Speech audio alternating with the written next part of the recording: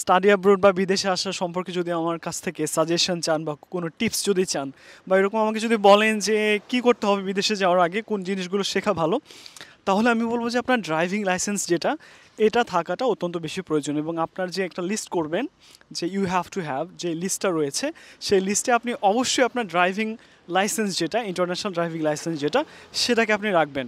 এটা দুটো কারণ আছে। একটা হচ্ছে যে আপনি লিটারেলি আপনি ড্যামেজড হবেন। ড্যামেজড বলতে আপনি বিশেষ করে যদি এরকম কোনো দেশে যান যেখানে তুষারপাত হয়, যেখানে প্রচুর ঠান্ডা, সেখানে আপনার যাতায়াতে একটু কষ্ট হবে যদি আপনার গাড়ি না থাকে। এবং গাড়ির জন্য আপনার ড্রাইভিং লাইসেন্স তো অবশ্যই প্রয়োজন। তো এখন ড্রাইভিং লাইসেন্স ছাড়া যদি এরকম দেশে আসেন যেখানে তুষার পড়ে, এরকম বাহিরে যেরকম প্রচুর ঠান্ডা, এখানে তুষার পড়েছে, এবং ধরেন আপনি ইভিনিংয়ে you have to go for grocery shopping এবং আপনার গাড়ি নাই বা বাসের একটা লিমিটেড টাইম রয়েছে, so it will give you a lot of sufferings.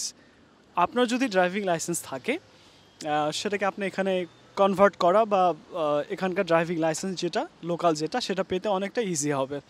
So driving licence থাকাটা অত্যন্ত বেশি ইম্পর্টেন্ট। এটা তো গেলে একটা। দ্বিতীয় ড্যামেজ যেটা সেটা হচ্ছে মেন্টাল ড্যামেজ যেটা সেটা হচ্ছে আপনি দেখবেন যে আপনার বন্ধু বান্ধব যারা তারা গাড়ি কিনছে একদম আইফোনের যে প্রাইসটা না, সে আইফোনের প্রাইসে তারা মোটামুটি ভালো কন্ডিশনের গাড়ি কিনছে। বিদেশে গাড়ির দাম খুব সস্তা হয়, কিন্তু আপনার ওই লাইসেন্সটা না থাকার কারণে আপনি গাড়ি কিনতে পারছেন না। আপনি দেখছেন আপনার ফ্রেন্ডরা ধুমসে একদম ট্যুর দিচ্ছে, মজা করছে, কিন্তু আপনি করতে পারছেন না বিকজ আপনার গাড়ি নাই, বিকজ আপনার ড্রাইভিং লাইসেন্স নাই।